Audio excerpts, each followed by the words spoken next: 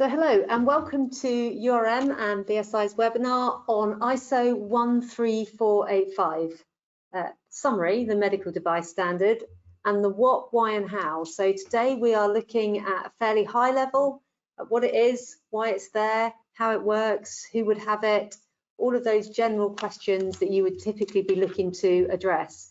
The agenda for today is the what is it?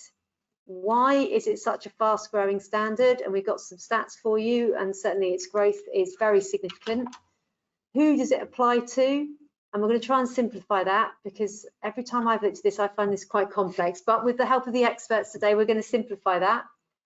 We're going to look at how you achieve and then maintain certification, what the pitfalls are to avoid in achieving certification, and certainly complexity is one of the key ones to avoid there, but we will address that.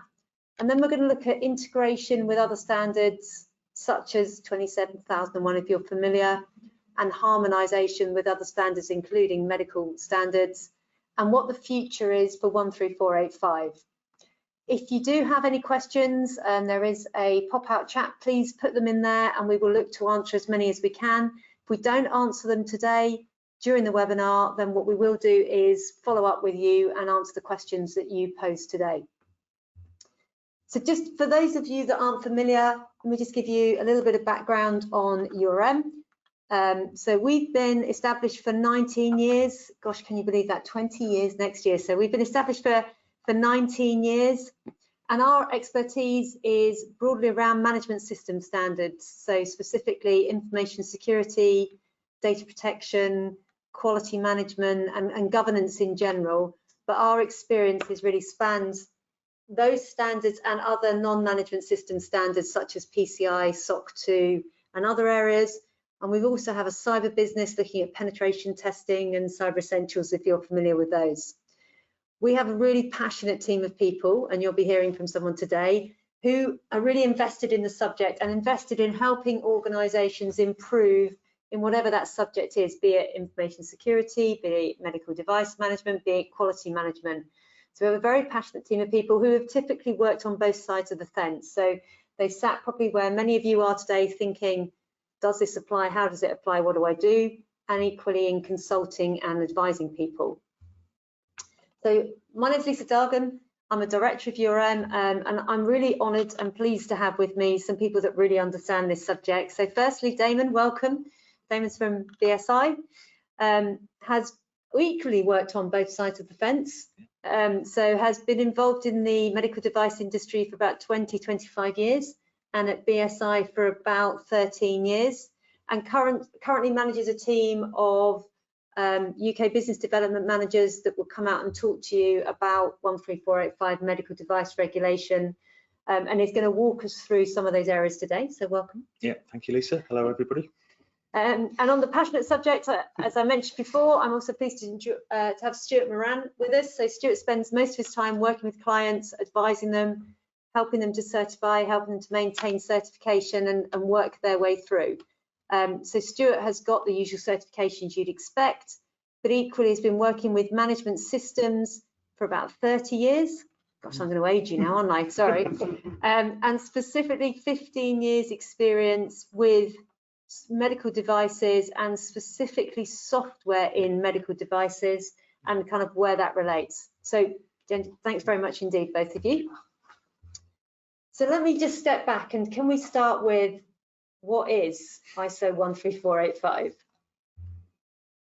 Okay, yeah, so ISO 13485, or 13485 as we sometimes call it for ease of use, is an international standard. It's been officially adopted now for a number of years, since 2016, and it is specifically intended for the medical device industry.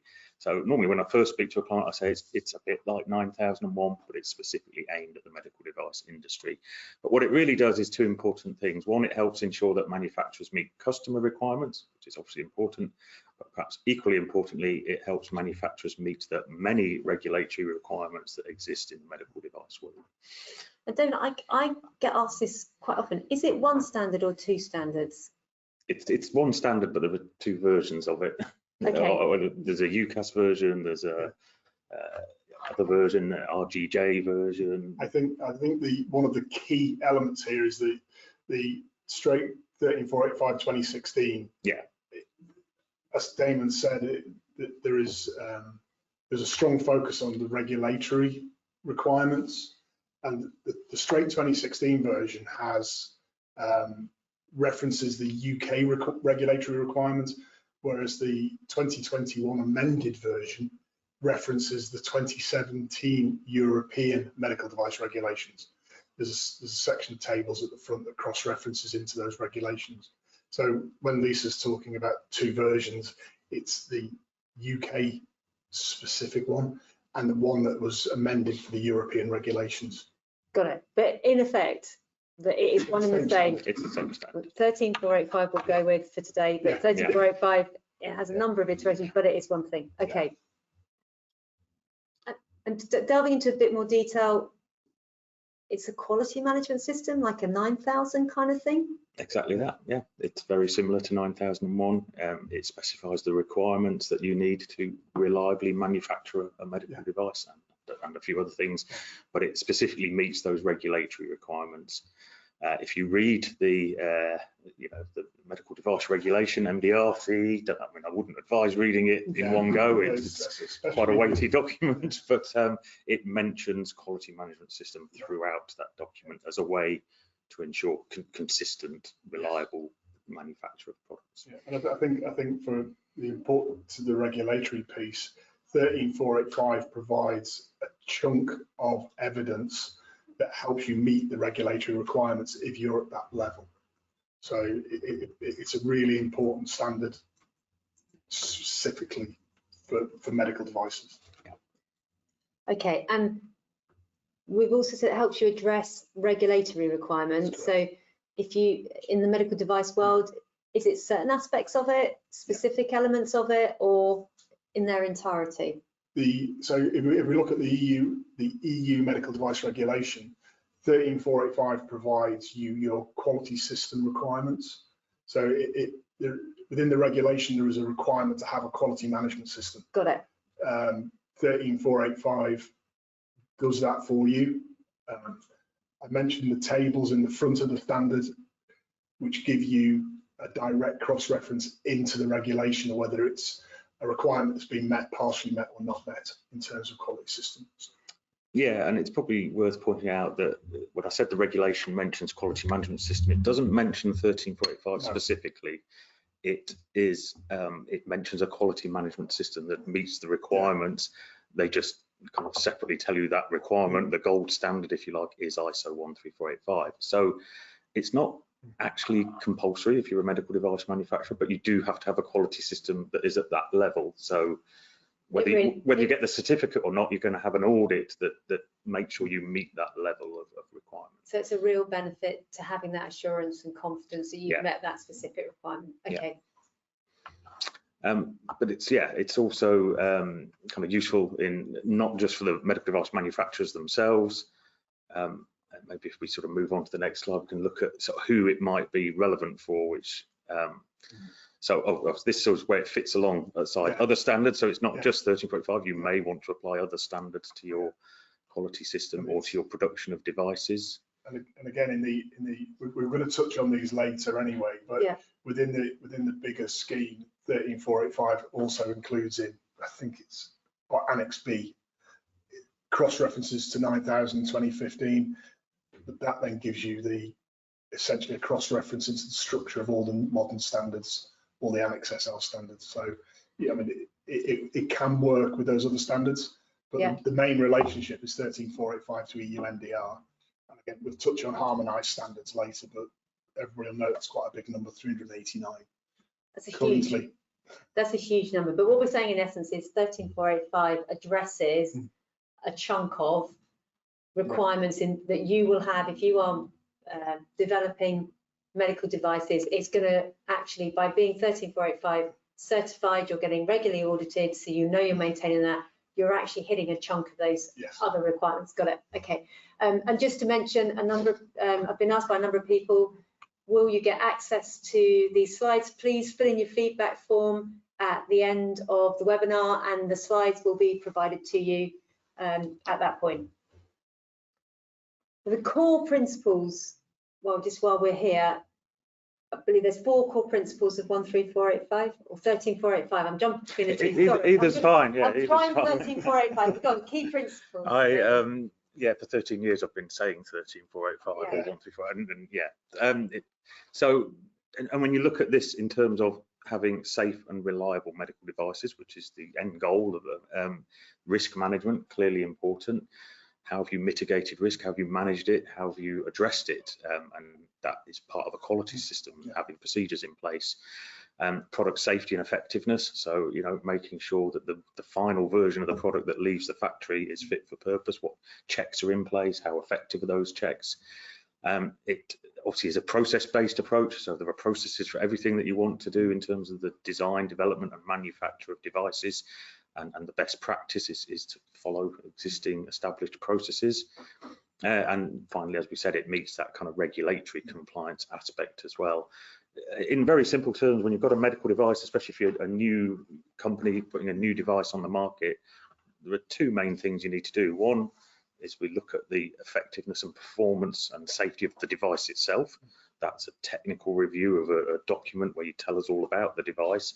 And the other aspect that kind of goes hand in hand with it is, can you as a manufacturer consistently and reliably make that device to the standard that's in your technical file? And that's a quality management system overview or audit. So they're the kind of go hand in hand, really. Yeah, okay, no, that makes sense. So the big question for me, and I've tried to get to the bottom of this, so I'm really hoping that between the two of you, I'm actually going to learn to understand this. Who does it apply to, or what does it apply to? Who does it apply to, I think, is probably fair. Yeah, so I'll work through these. The first one is probably the most obvious and the easiest one to that is medical device manufacturers.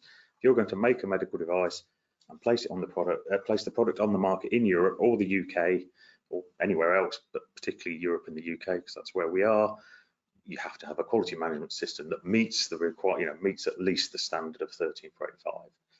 And that's written into the regulation. So that's kind of that hand in hand. You have to have your quality system assessed, and it has to be assessed to the standard of ISO 13485. So that's kind of pretty straightforward. If you're a medical device manufacturer, you've either got the certificate or you've had the audits, and it supports your application for a device.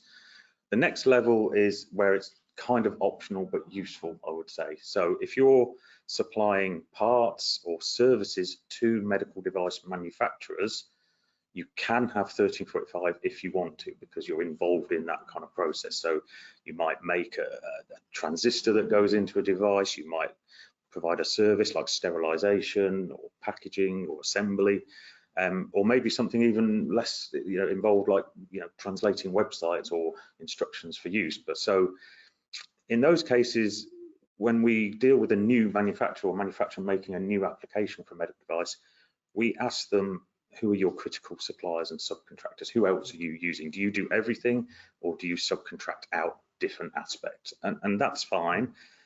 If they're subcontracting out, parts, assembly, other services, we ask for a list of those subcontractors, and we ask them, what do they do, and do they hold any existing certification? And if they do, what is it, and can we have a look at the certificate?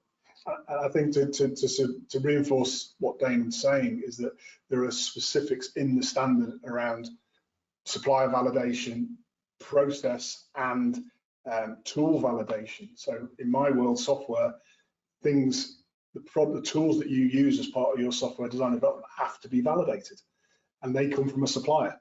So yeah, the more a supplier can show that they've got rigor applied to the repeatability in the use of those tools. And some of them are generic tools in that world. Yeah, and I think also, what's important in terms of the safety of the product, and that's really what BSI are interested in. That's our role, is to make sure these products are safe when they're being used on patients. Is you can't sort of say, well, that's not our bit, somebody else was doing that.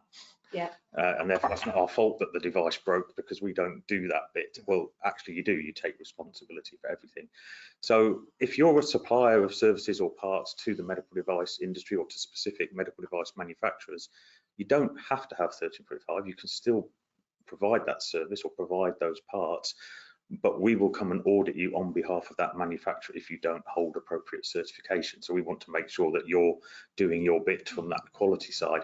Whereas if you do hold 13485, we don't need to do that. We can accept 13485 as evidence that you are, capable of providing that service, which I think makes you more attractive to medical device companies, because they're not going to have to pay themselves for you to be audited as part of the process. So you're then into, it could be competitive advantage, or actually probably it will get to a point where it's a contractual commitment. Exactly. I would imagine most medical device manufacturers are going to be, let's make that a contractual commitment that we've got 13485 and we're not paying for their audit, but more importantly, we've got a level of assurance. Exactly that. And when I'm dealing with some of the larger companies, and they send their list of suppliers, they've all got 13485. They deal with very few who don't have it, unless they're doing something very niche and specific.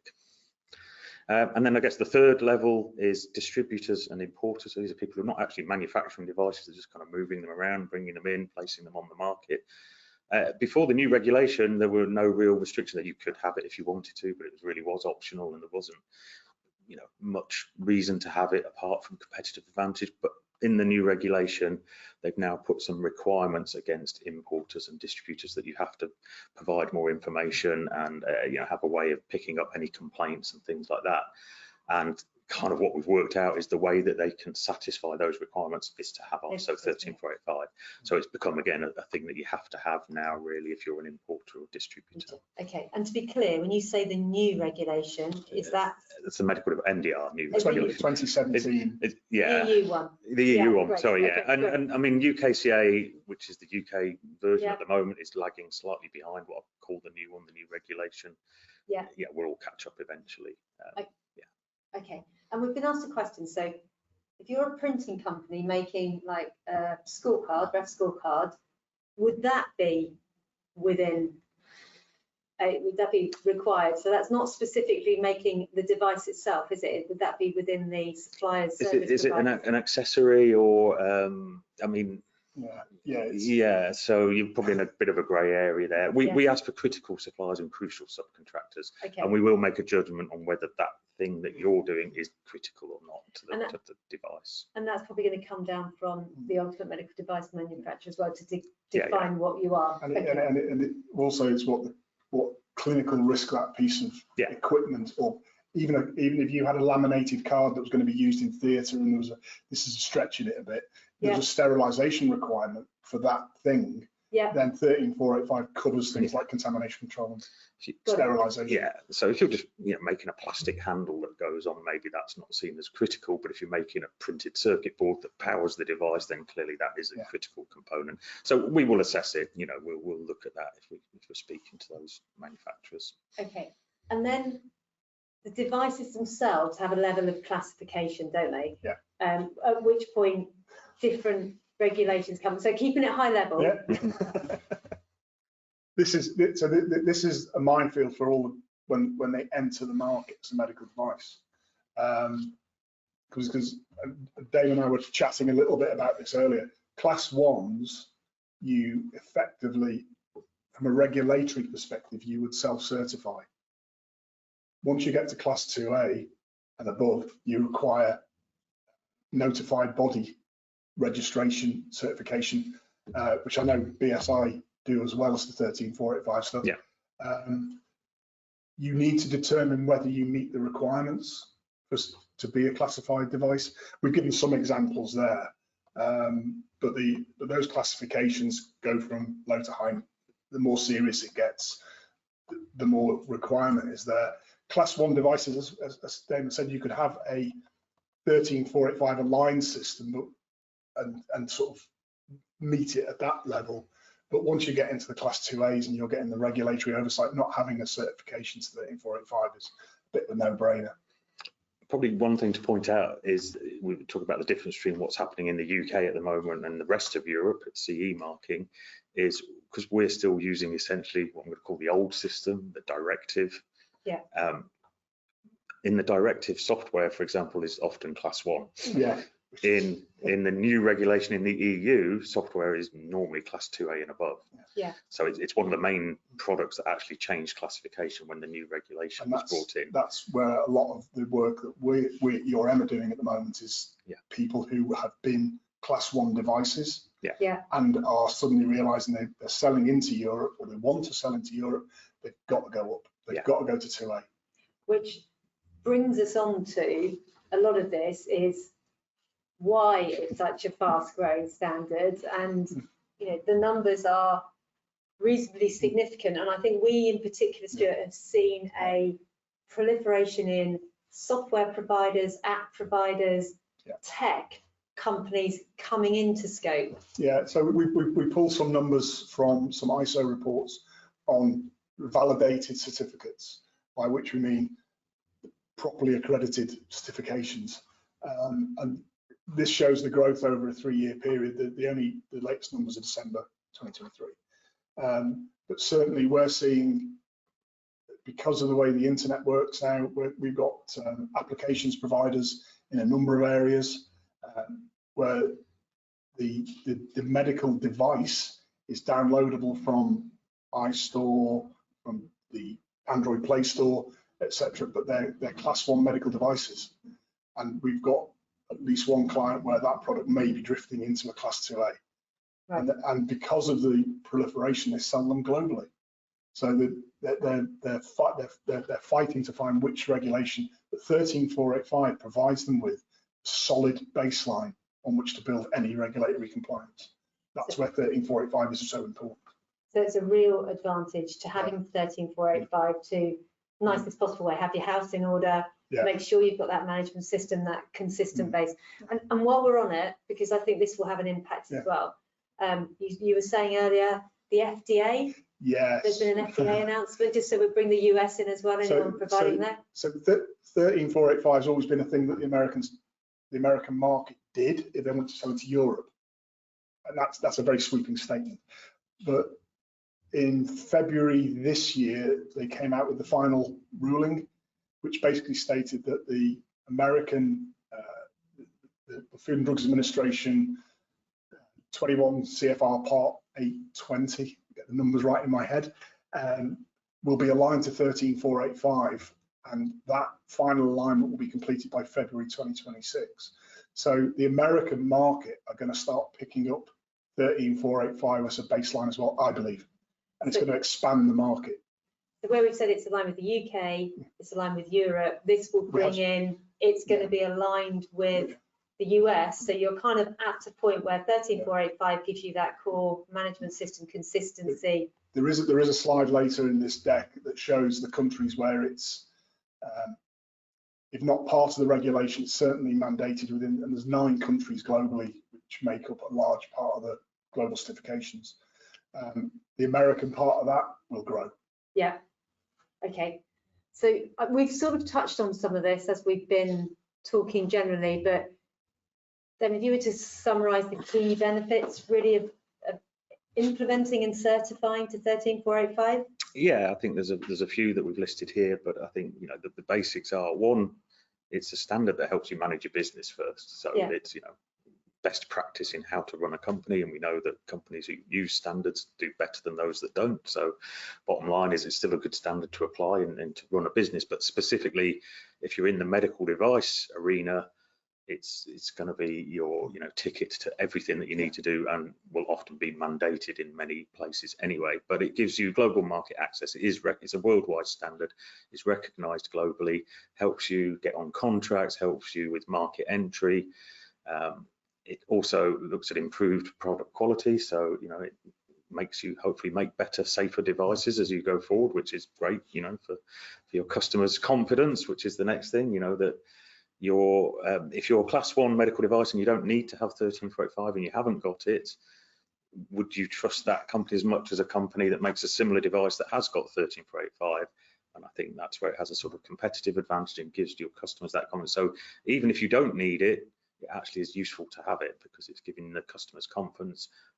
But the main driver to the growth has been regulatory compliance, and more it's being brought in to to be a way to demonstrate that you meet those regulatory requirements.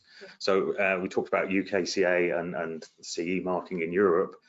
UKCA will change soon. We're kind of lagging behind now, but not forever. In the next year or two, we're going to introduce our new version of UKCA that will almost certainly move closer to MDR, what they're doing in Europe, we think, which means, you know, that class 1 not needing it might change and software might all become class 2A in the UK. So, you know, it's those regulatory changes that often drive that kind of uptake of the standard. Yeah.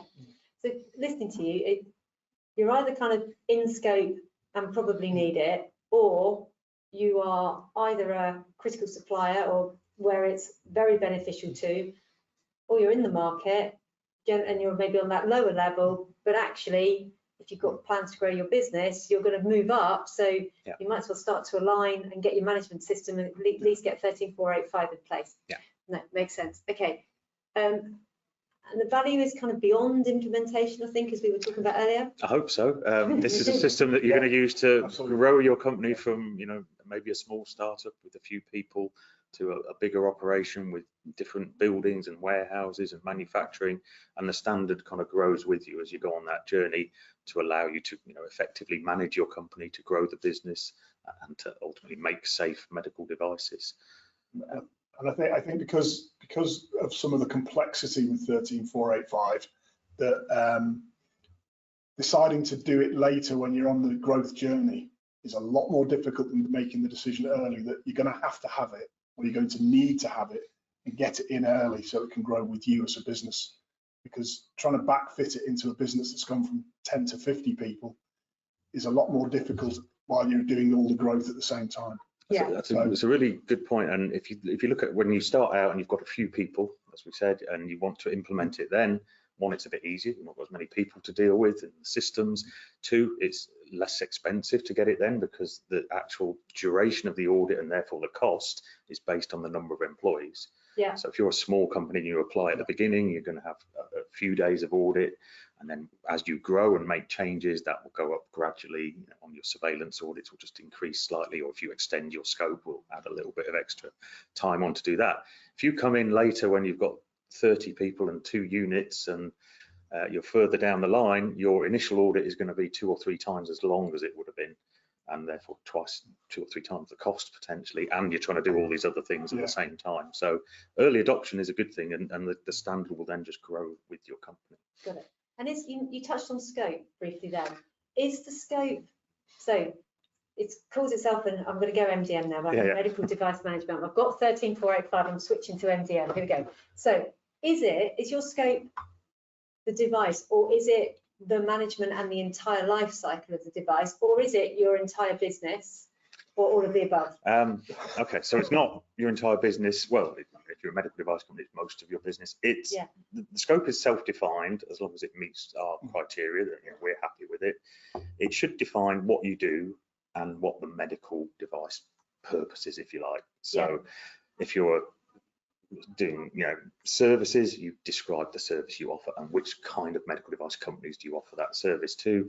If you're making devices, you have to kind of describe those types of devices. It doesn't have to be specific to the exact device, it can just be like a range of devices or device types.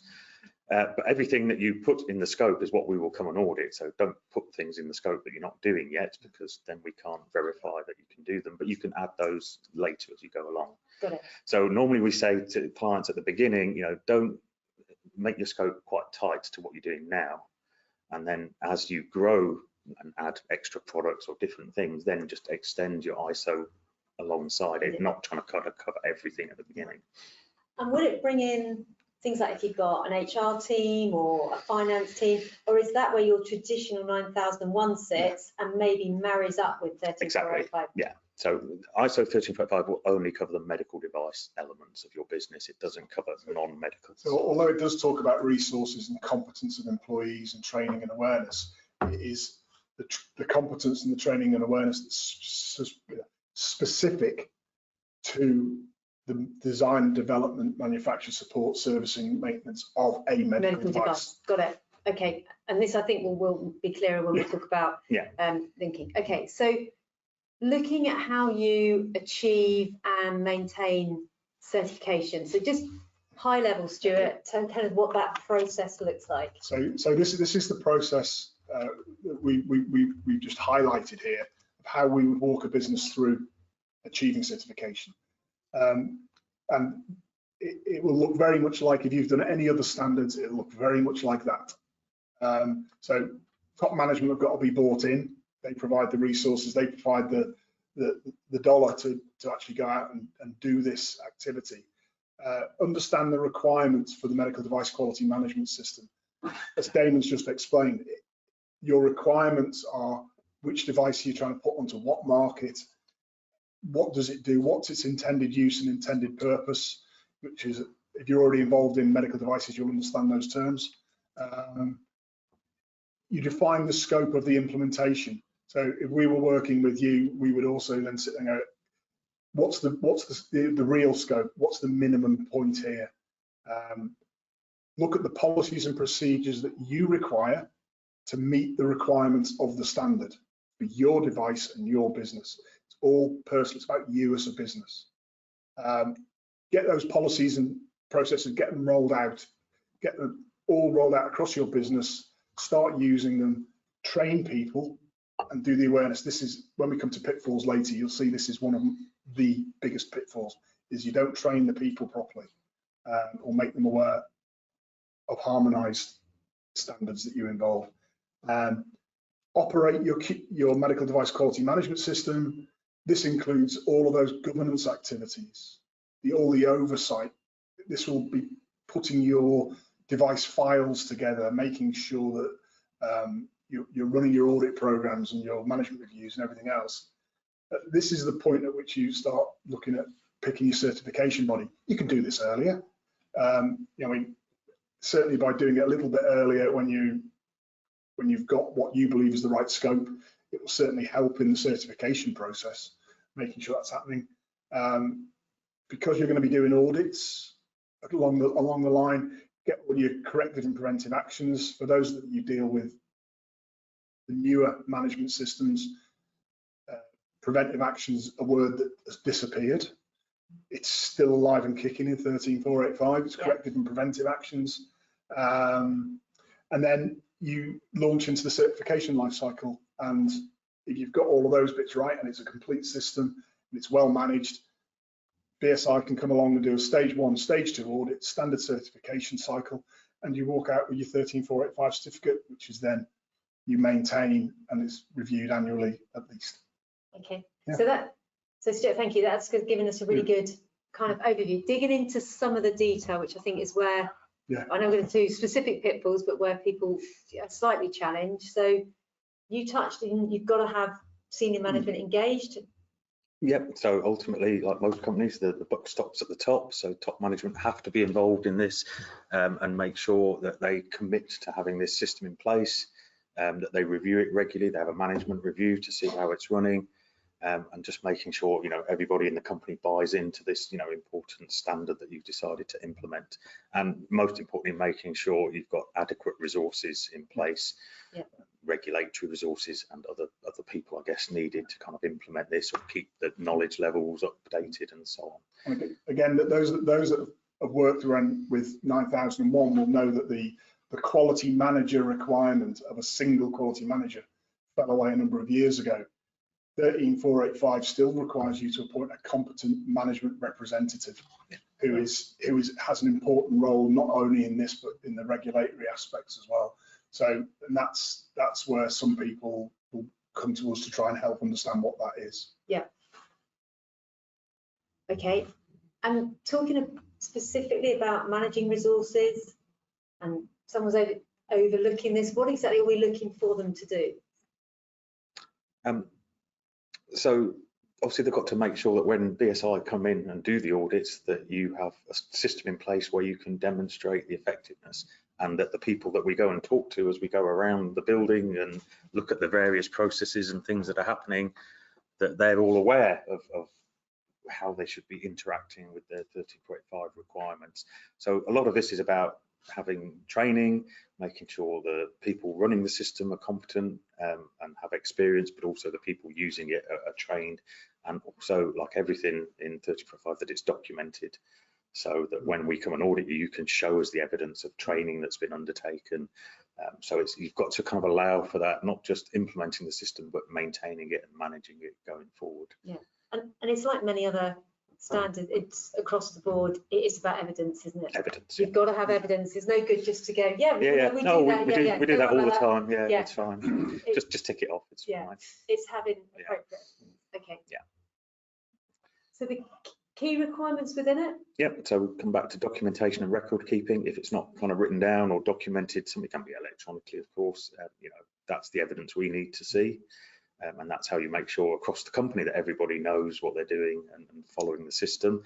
Obviously, you'll need to have a quality manual that outlines, how you meet these requirements and what you've put in place.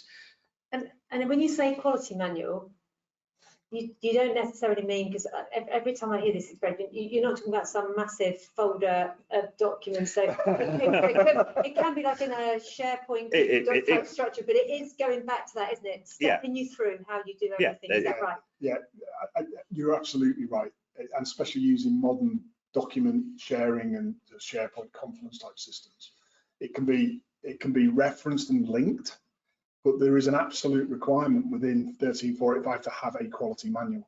Yeah. Again, this is where it harks back to some of the older 9001 versions. You've got to have one, but you can link rather than just have a monolith. Yeah. Okay. I would strongly advise we don't do monoliths. Yeah. And you can have flow charts to explain processes, but you've got to go back to that old-fashioned manual, open it up, contents page.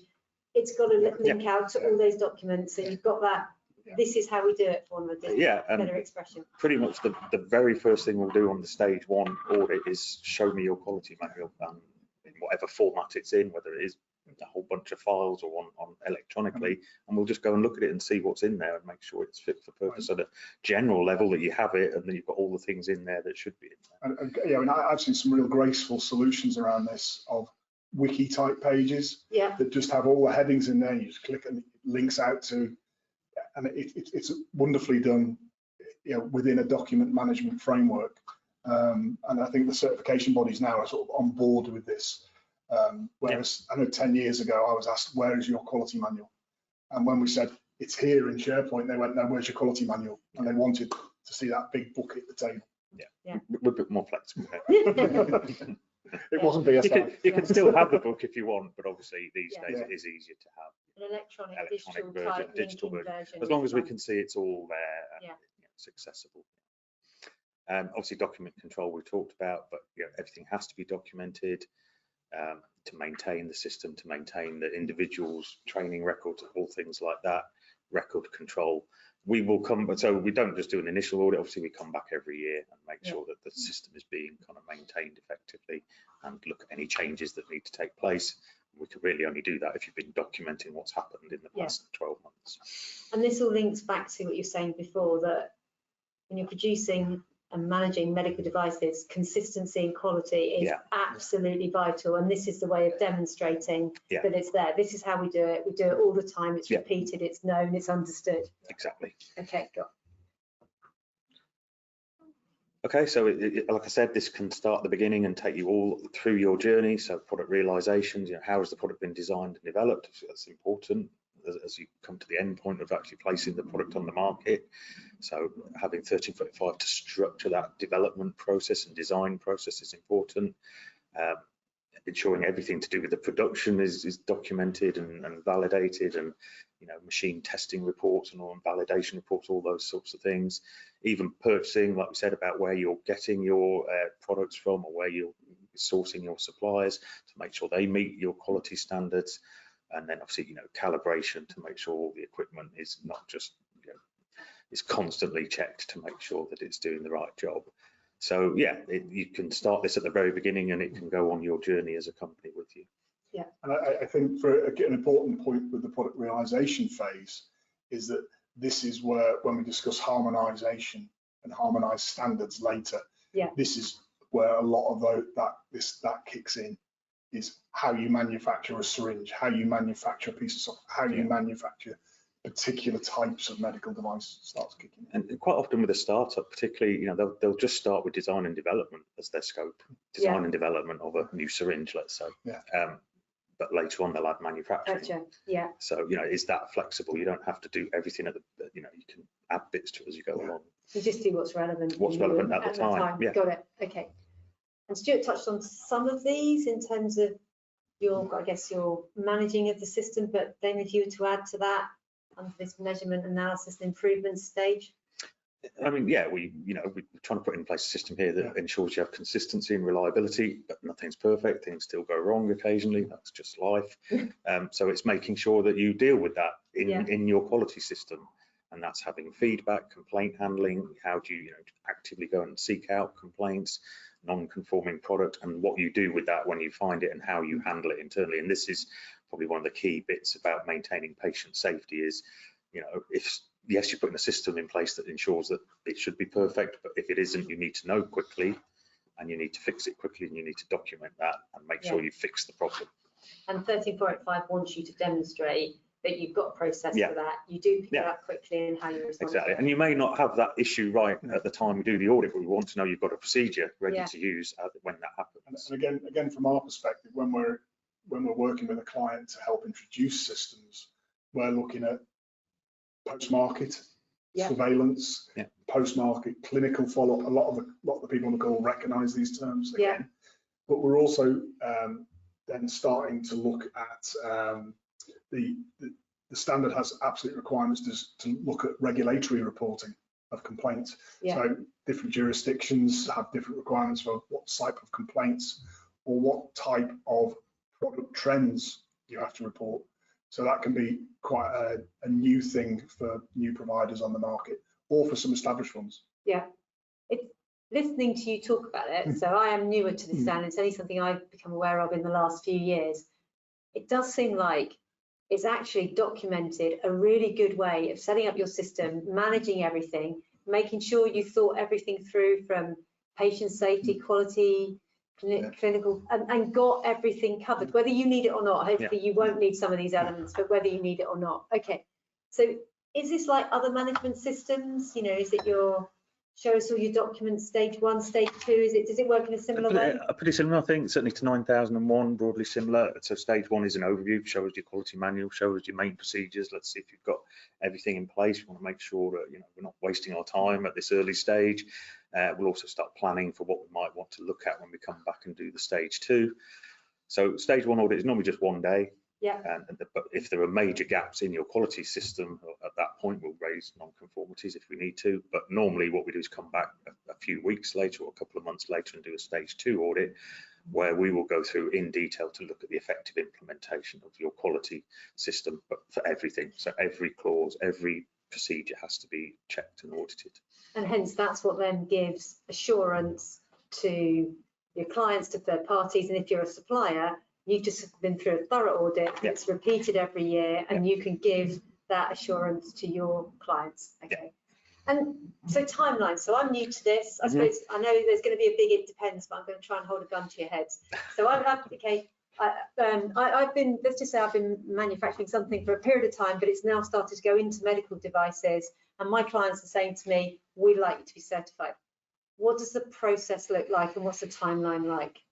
Okay, so there's a timeline before you get to BSI or an auditing body, and then there's the timeline when we come in and do our audit. So I'll perhaps talk about our bit, and maybe Stuart, you can talk about the preparation bit, because that's really more on the client side. So we get involved when a client's kind of ready to go through the audit. They'll contact us and ask us to come in and sign a contract and put some audits in. So generally, from asking for a quote to getting a quote takes 2 or 3 weeks. Typically, we've got to capture all the information, get it approved internally, make sure we're quoting the right amount of time, because we get audited as well. So we to make sure we're doing it correctly, and therefore that the certificates we issue are valid and not going to get challenged. So probably 2 or 3 weeks to get a proposal. Once you've signed the contract, said, we're happy with this. Our lead times to come and do the stage 1, typically between 3 and 4 months. It kind of varies, depends where you are in the country. We have different product codes for different types of products. So if you've got software, we'll need somebody who knows software so that we can send somebody who understands your types of devices or services. But typically 3 or 4 months. The stage 2 is normally a month or 2 after that. We leave a bit of a gap just in case there's things you need to sort out. And then once you've hopefully successfully got through your stage 2, just needs to go through a final kind of panel review of the SI just to make sure we're all happy that the auditors have done the right thing and we're happy with the reports and the results. Then the certificate's issued. So our bit from, let's say, signing the contract to getting your certificate hanging in reception is typically 6 to 9 months. Okay. But there's a bit you need to do before that, which is perhaps where Stuart can talk more. And to Damon's point about their timeline, quite a few clients that I've engaged with have we are planning to release into this market on this date, and we need 13485 by June next year. So you have to, in implementing, you might be on the road to putting 13485 in already. You might have started the foundation work, but you need to make sure as a business that you're thinking, we want to use BSI. Nice, the kite mark is internationally renowned. Absolutely. And you got to start thinking, well, we're going to go back 9 months. Yeah. I would almost think 12 months, because you might be doing the beauty parade up front before you decide on who you're going to use. Then you've got this 9-month lead time. Yeah. So and that assumes, on that basis, are you assuming you've already implemented? Started. Okay. You had that management commitment. The board sat there with your guys going, we've got this fantastic product, we need to go to market with it. It's going to be a medical device. We want to have the 13485 certificate on the wall. Yeah. Let's start. Again, I keep having being a consultant, I keep having this conversation with my management. How long does it take? How complex is your business? How many sites are there? How complex is your product? What's the scope that you're looking at? Yeah.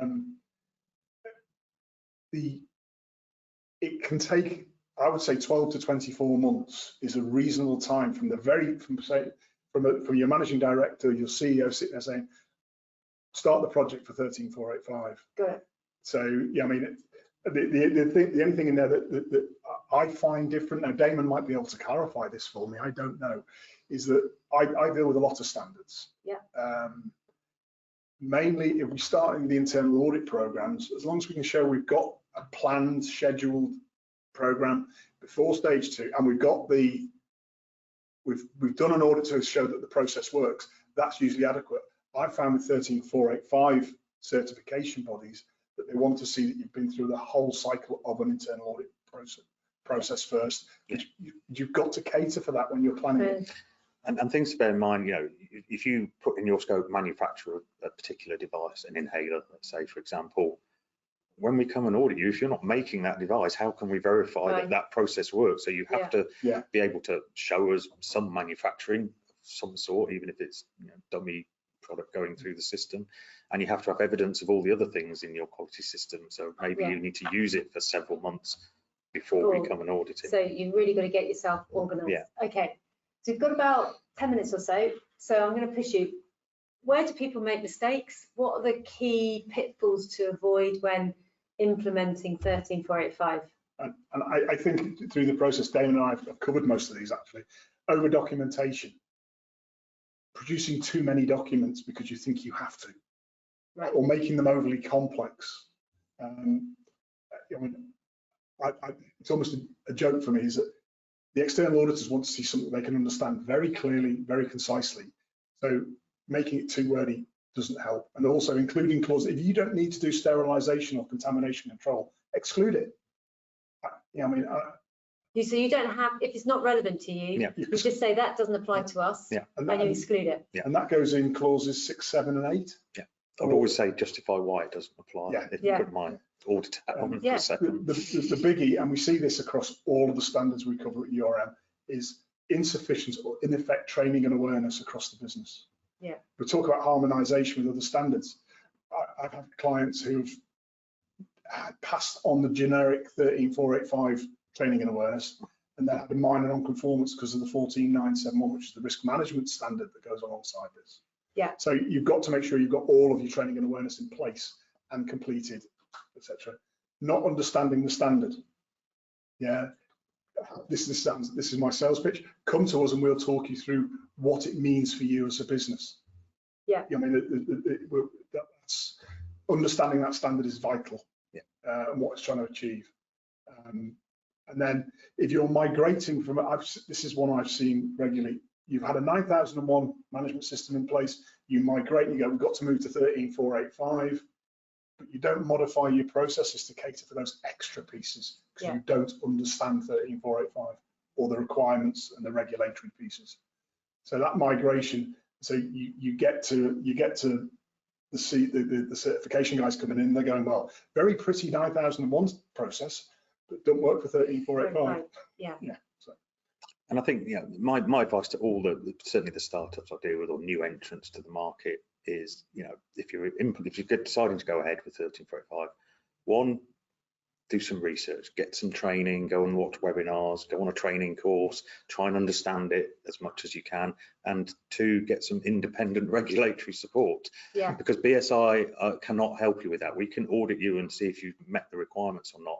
We can't work with companies to help them through this. Yeah. We come at the end, we're like the driving test examiner, you pass or you fail. Yeah. So you are it's incumbent on the manufacturers to get that knowledge themselves wherever they choose to get it. Yeah, okay, which is where we can help. Yes. In terms of Absolutely. How does it apply and what do you do? Okay, so we've talked about integration and harmonization. I didn't even know harmonization was a word actually before you started talking to me about this in detail. So in terms of integration with regulatory requirements, we talked about the UK, we talked about Europe, and we now talked about the FDA, we talked about the US.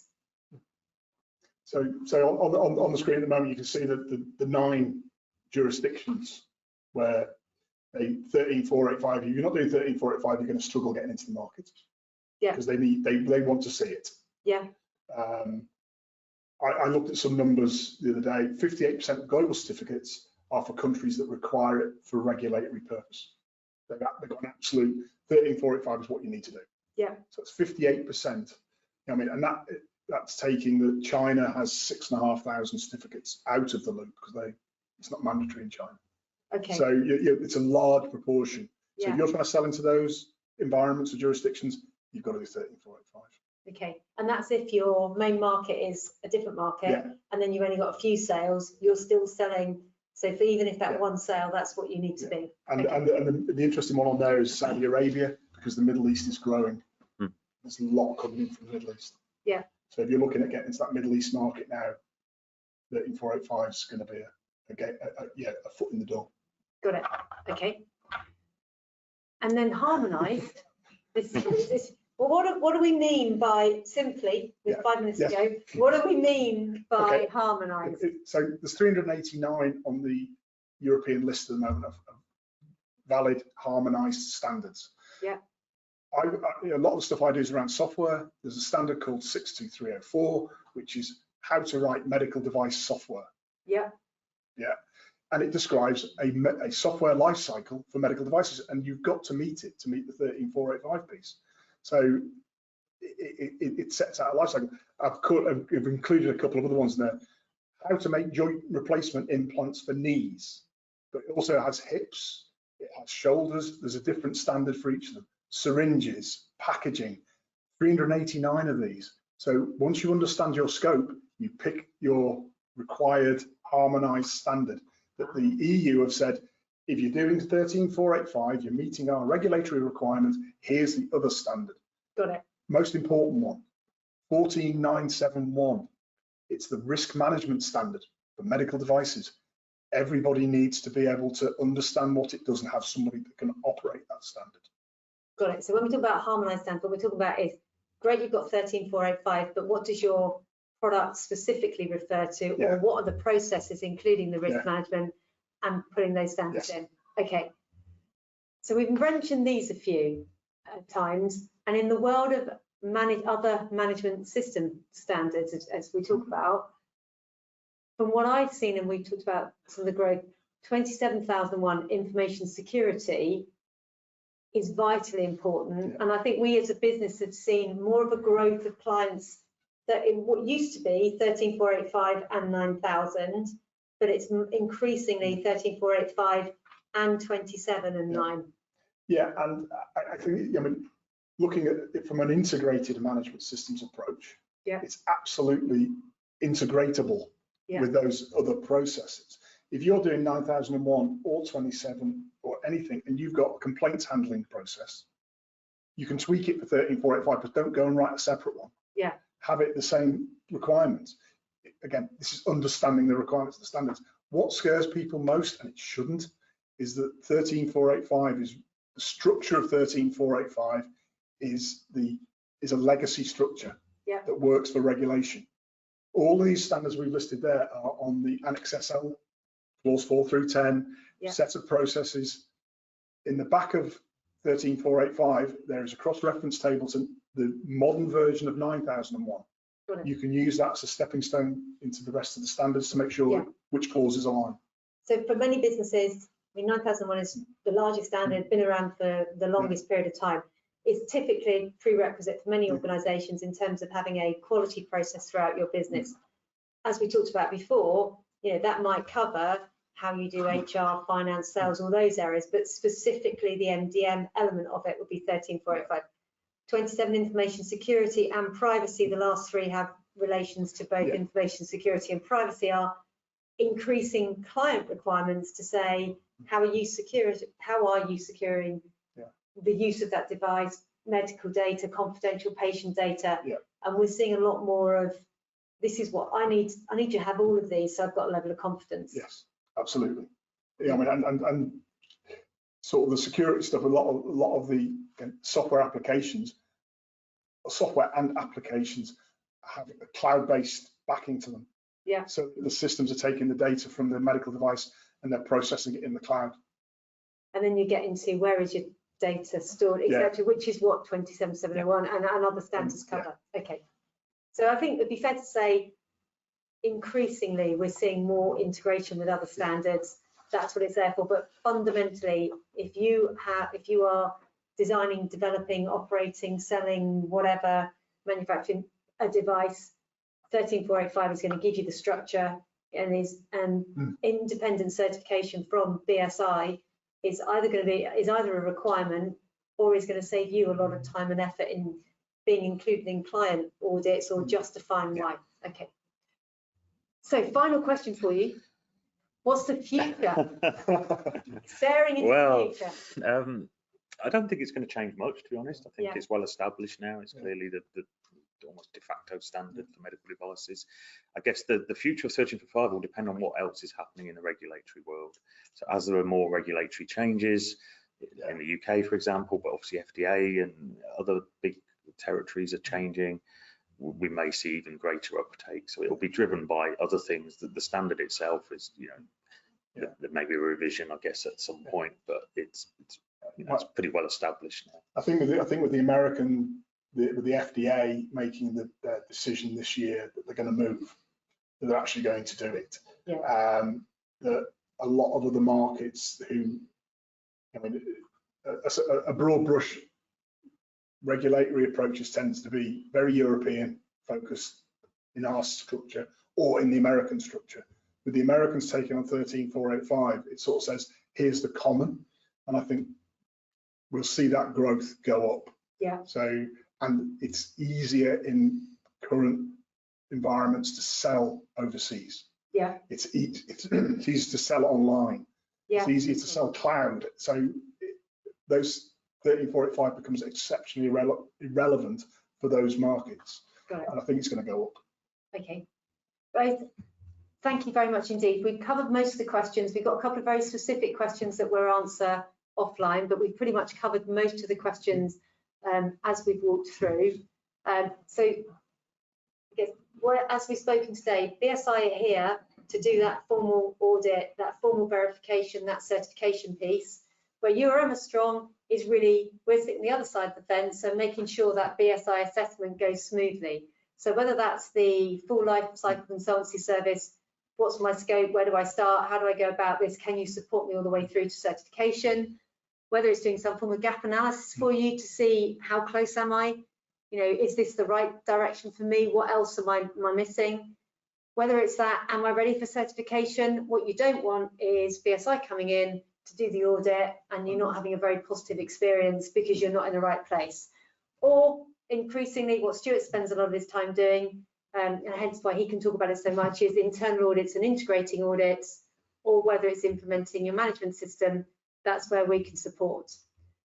Upcoming events, for those of you that are interested, we have a Cyber Essentials webinar coming up in a couple of weeks' time. There are some changes to that next year that will help you get ahead of those.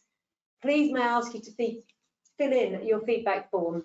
The webinars we put on are directly a result of your feedback. So if you want to know more about 13485, if there's specific elements you want us to address in future webinars, please do let us know, and do include, if you want, the slide deck or a copy of the recording, and we can make that available. Damon Stewart, I appreciate you spend most of your time with clients, so we have pulled you away from that, taken up your time. Massive thanks from me, and thank you very much indeed for your time. It's been a pleasure. Thank you. Enjoyed it.